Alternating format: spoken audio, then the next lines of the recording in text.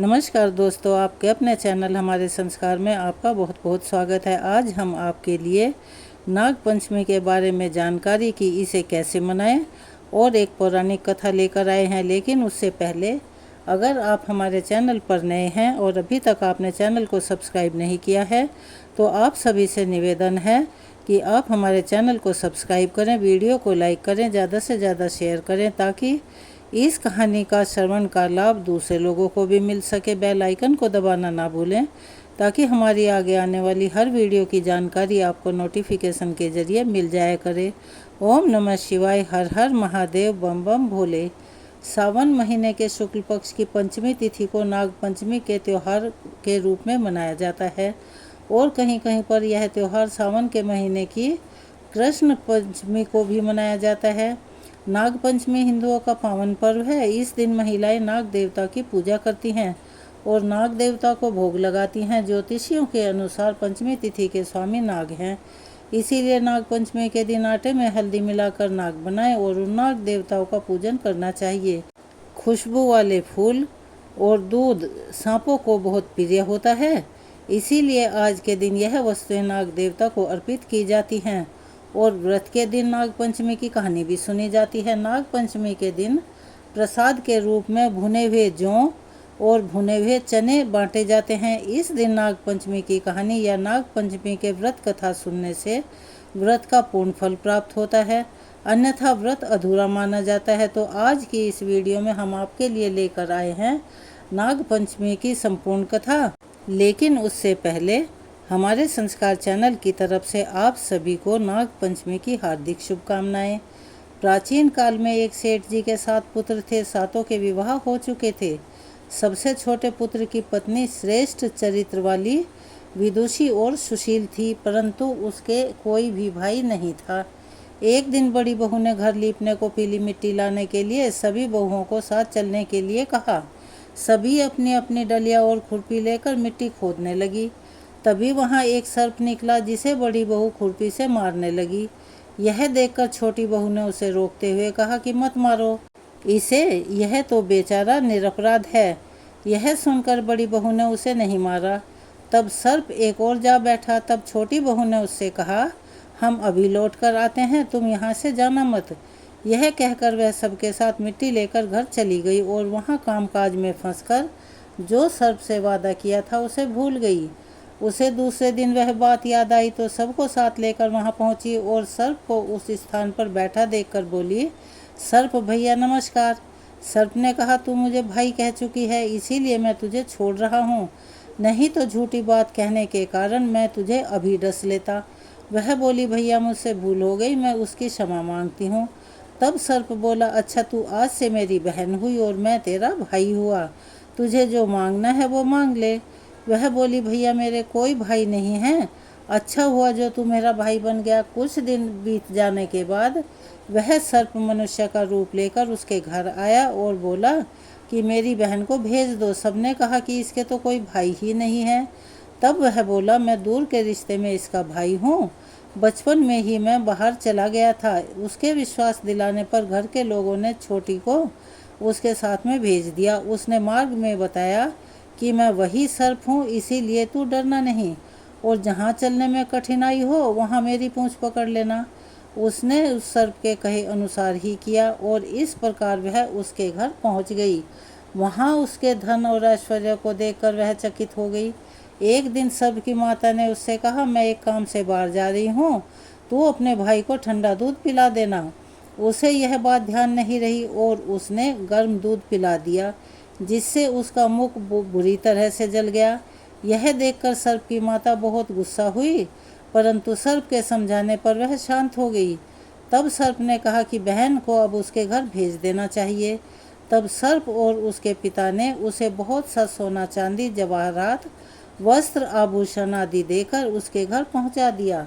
इतना ढेर सारा धन देखकर बड़ी बहू ने ईर्ष्या से कहा, भाई तो बड़ा धनवान है, तुझे तो उससे और भी धन लाना चाहिए। सर्प ने यह वचन सुना तो सब वस्तुएं सोने की लाकर दे दी। यह देखकर बड़ी बहू ने कहा, इन्हें झाड़ने की झाड़ू भी तो सोने की ही होनी चाहिए। तब सर्प ने झाड़ू भी सोने की लाकर रख दी। सर्प ने छोटी बहू को हीरो मणियों का एक अद्भुत हार दिया। उसकी प्रशंसा उस देश की रानी ने भी सुनी और वह राजा से बोली कि सेठ की छोटी बहू का हार यहाँ आना चाहिए। राजा ने मंत्री को हुक्म दिया और उससे वह हार लेकर शीघ्र ही उपस्थित हो। मंत्री ने सेठ जी से जाकर कहा कि महारानी जी छोटी बहू का हार पहनेंगी, वह उससे लेकर मुझे दे दो। सेठ जी ने डर के कारण छोटी बहू से हार मंगवा कर दे दिया। छोटी बहू को यह बात बहुत बुरी लगी। उसने अपने सर्प भाई को याद किया और आने पर प्रार्थना की, भैया रानी ने मेरा हार छीन लिया है, तुम कुछ ऐसा करो कि जब वह हार उसके गले में रहे तब तक के लिए सर्प बन जाए और जब वह मुझे लौटा दे तब वह हीरो और मणियों का हो जाए। सर्प ने ठीक वैसा ही किया। जैसे ही रानी ने हार पहना वैसे ही वह सर्प बन गया। यह देखकर रानी चीख पड़ी और जोर जोर से रोने लगी।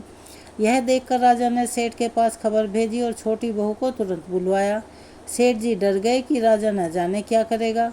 वे स्वयं छोटी बहू को साथ लेकर राज दरबार में उपस्थित हुए। राजा ने छोटी बहू से पूछा, तूने क्या जादू किया है री? मैं तुझे दंड दूंगा। छोटी बहू बोली, राजन धृष्टता क्षमा कीजिए, यह हार ऐसा ही है।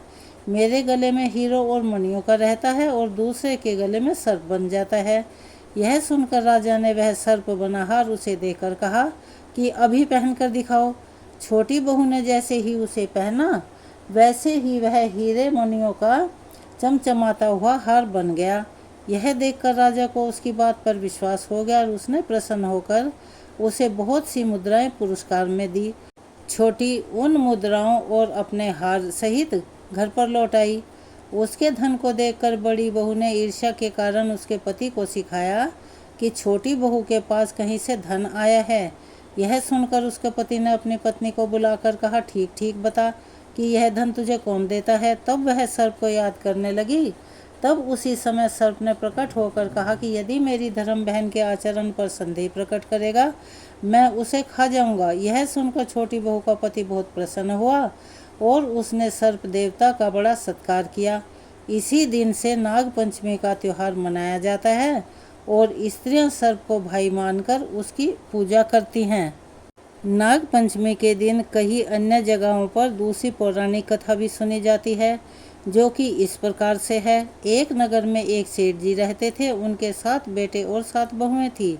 इन 7 बहुओं में से 6 बहुओं के तो पीहर थे, यानी कि मायके थे।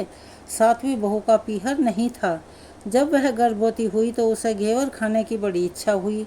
उसका पीहर तो था नहीं, तो उसने घर में रखा हुआ एक घेवर चुराया और पानी भरने चली गई। वहां जाकर पेड़ के नीचे घेवर रख दिया और सोचने लगी कि पानी भरकर आराम से यह घेवर खा लूँगी। जब वह पानी भरकर घेवर लेने गई तो वहाँ पर उसे घेवर नहीं मिला। उस पेड़ के पास एक बांबी थी, उसमें एक नागिन रहती थी। वह नागिन भी उस समय गर्भवती थी। घेवर को देखकर नागिन की इच्छा उस घेवर को खाने की हुई और उसने घेवर खा लिया। उस नागिन ने सोचा कि अगर साहूकार की बहू मुझे गाली देगी तो मैं उसे डस लूँगी और अगर कुछ नहीं कहेगी तो इस बिना पीहर की को पीहर दिखा दूंगी। साहूकार के बेटे की बहू ने कहा कि शायद कोई मेरे जैसी ही होगी जिसने घेवर खा लिया। ऐसा सुनकर नागिन तो बहुत खुश हुई और उसने अपने बेटों से कहा कि तुम इंसान का रूप बनाकर जाओ और साहूकार के बेटे की बहू को लेकर आओ। नागिन के बच्चे इंसान का रूप बनाकर अपनी माँ के कहे अनुसार साहूकार के घर चले गए। वहाँ जाकर कहने लगे कि हम अपनी बहन को लेने आए हैं।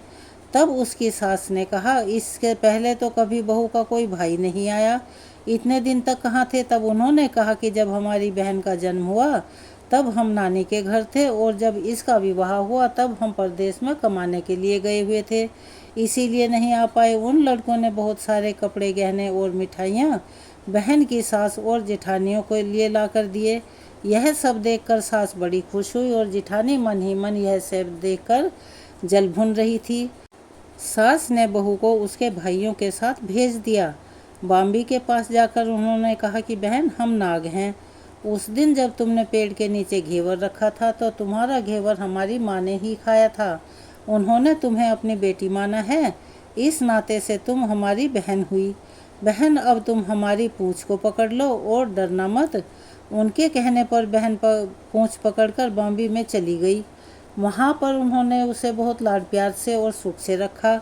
वहीं पर छोटी बहू ने एक बच्चे को जन्म दिया। वह बालक थोड़ा बड़ा हुआ तब की बात है, पड़ोसन ने साहूकार के बेटे की बहू को सिखा दिया कि अगर तू अपनी माँ की इतनी ही लाडली है तो अपनी माँ से कहना कि आज तो नागों को दूध मैं ही पिलाऊंगी। पड़ोसन का ताना छोटी बहू को सहन नहीं हुआ और वह माँ से जिद करके नागों को ठंडा दूध पिलाने लगी। दूध अभी ठंडा नहीं हुआ था, गर्म था। उससे पहले ही उसके बेटे ने दरवाज़ा खटखटा दिया। दरवाज़ा खटखटाने की आवाज़ सुनकर छोटे बड़े सारे नाग दूध पीने के लिए दौड़ पड़े और जैसे ही उन्होंने दूध के कटोरे में मुंह डाला तो अब उनका मुंह जल गया। तब नाग क्रोधित होकर कहने लगे कि अब हम अपनी बहन को काटेंगे। उसकी माँ ने उन्हें समझाते हुए कहा कि अपनी बहन को मत काटो, यह तो तुम्हें आशीर्वाद देगी। तब साहूकार की बहू कहने लगी, जियो म्हारा नाग नागिनी, जियो म्हारा खड़िया अड़िया वीर, वीर उठावे देखनी रो चीर, चीर तो फट जाव फण, वीर जीता रवे। थोड़े दिन बाद बीत जाने के बाद पड़ोसन ने फिर से ताना मारा कि अगर तेरी माँ तुझ पर विश्वास करती तो तुझे 7वें कोठे की चाबी दे देती। तब छोटी बहू ने अपनी माँ से जिद की और चाबी ले ली। जब चाबी ले ली और ताला खोला तो अंदर झूले में नाग बाबा झूल रहे थे। उसने नाग बाबा से कहा, सत सिया राम बाबा। उन्होंने कहा कि तूने सत सिया राम कर लिया, वरना मैं तुझे अभी डस लेता। तब उसने कहा कि आप तो मेरे पिता हो, भला मुझे कैसे डस सकते हो। और वह कहने लगी, जियो नाग नागिनी, जियो वासुकी नाग, जीने मेरो लाड लड़ाया 9 करोड़ को हार। नाग देवता ने यह बात सुनी और उसे सुनते ही 9 करोड़ का हार दे दिया। माँ ने अपने बेटों से कहा, भाई तो अब बड़े घरों में हाथ डालने लगी है, उसे घर पहुँचा दो। नागों ने साहूकार के बेटे की बहू को बहुत सारे कपड़े गहने दिए और वापस उसकी ससुराल पहुँचा दिया। थोड़े दिनों की बात है, उसका बालक झाड़ू तोड़ रहा था। ताई ने कहा, झाड़ू मत तोड़, इतना ही तोड़ने का शौक है तो तेरे नाना नानी के यहाँ से लाया होता। यह ताना नागों ने सुन लिया। उन्होंने सुनकर अपनी माँ से जाकर कहा तो माँ कहने लगी, 2 झाड़ू सोने की बनवाओ, 2 चांदी की बनवाओ और दे आओ। यह देखकर उसकी ताई जल भुन गई और कहने लगी, इसको तो ताने मारने से भी धन बढ़ता है। अब कुछ दिनों की बात है, छोटी बहू का बालक गेहूं बिखेर रहा था। ताई ने फिर से ताना मारा, गेहूं बिखेरने का शौक है तो नाना मामा से ले आता, हमारे यहाँ तो मत बिखेर। सांपों ने यह बात भी सुन ली और जाकर अपनी माँ से कहा। माँ ने कहा, बेटा 2 बोरी दाने सोने के घड़वा और 2 बोरी दाने चांदी के घड़वा और दे आओ।